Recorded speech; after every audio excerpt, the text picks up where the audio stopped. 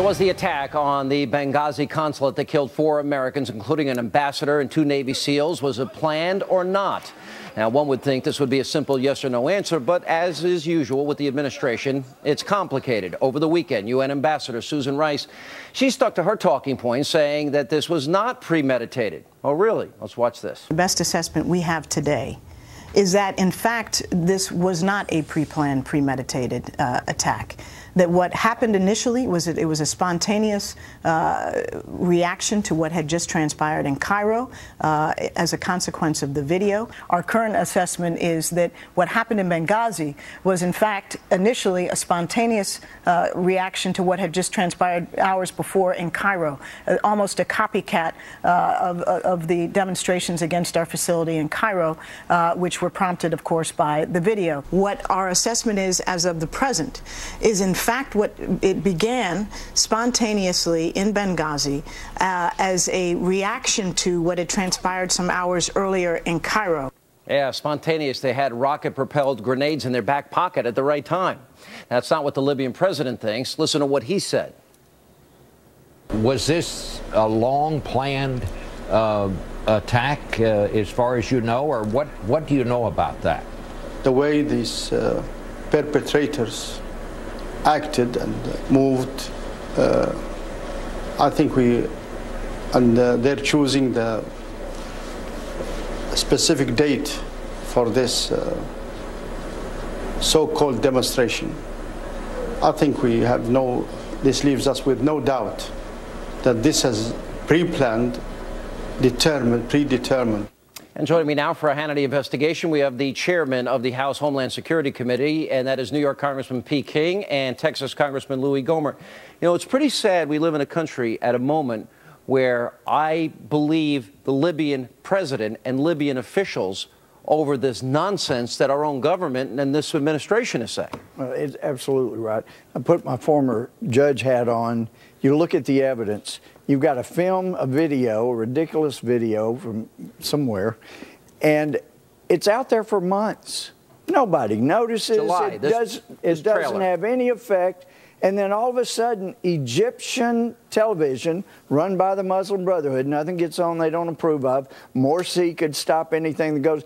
And all of a sudden, they start blasting that right before 9/11. People get stirred up. And all of a sudden, spontaneously, you have all these weapons show up and kill an ambassador. Do you buy this, or are we being lied to, Congressman? And the lie would be on in a couple of areas. One is that this was spontaneous. 9/11?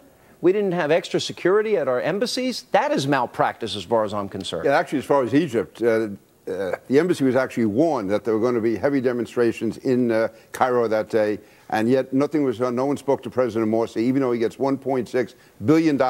He did nothing to protect us. As far as Libya, that area of Libya, Benghazi, is an al-Qaeda stronghold. Ansar al-Sharia also has large numbers of forces there, and Al-Qaeda in the Al-Qaeda in the Maghreb, AQIM, are all located in that part of But we have Libya. the Libyan president, and we have high-ranking Libyan officials that have come out and are now saying that they gave a direct warning to the United States that this was coming, and they knew it, and we did nothing? Well, there's been concern about security at that, forgetting even whether or not this was planned per se.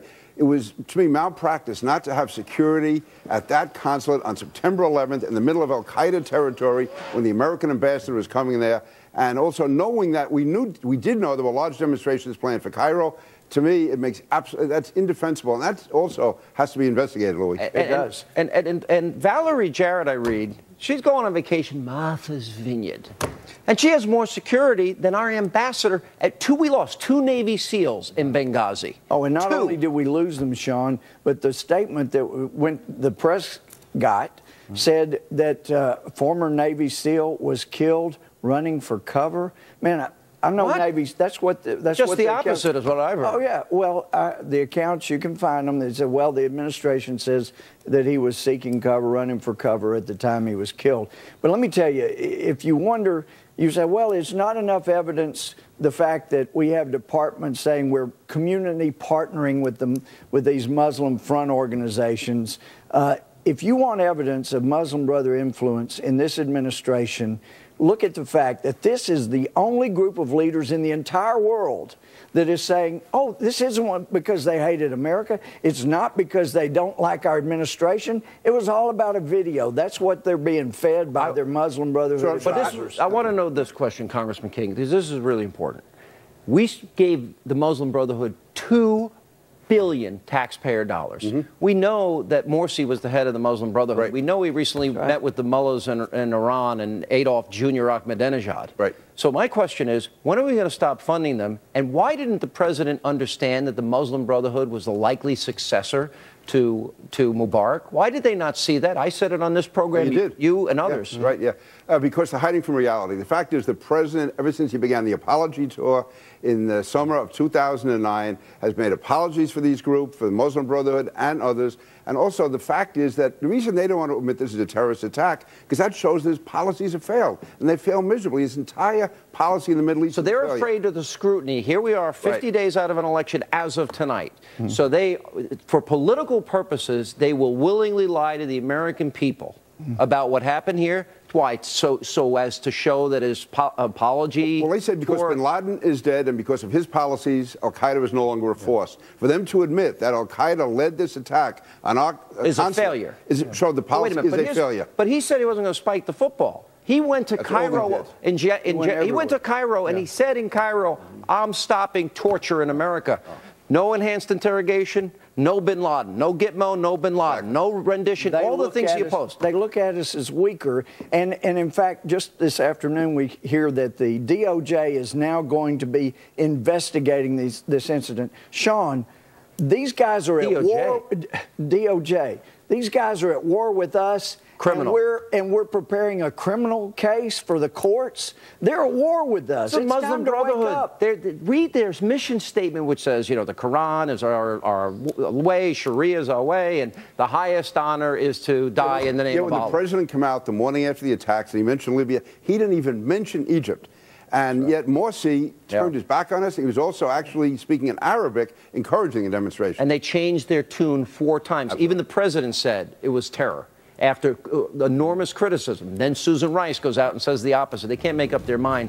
This to me, and the media wants to beat up Mitt Romney, which is driving me nuts. Well, look at this symbol. Real quick. This, what they sent in the way of messages. July, the president has known members of terrorist organizations come to the White House. In the White House.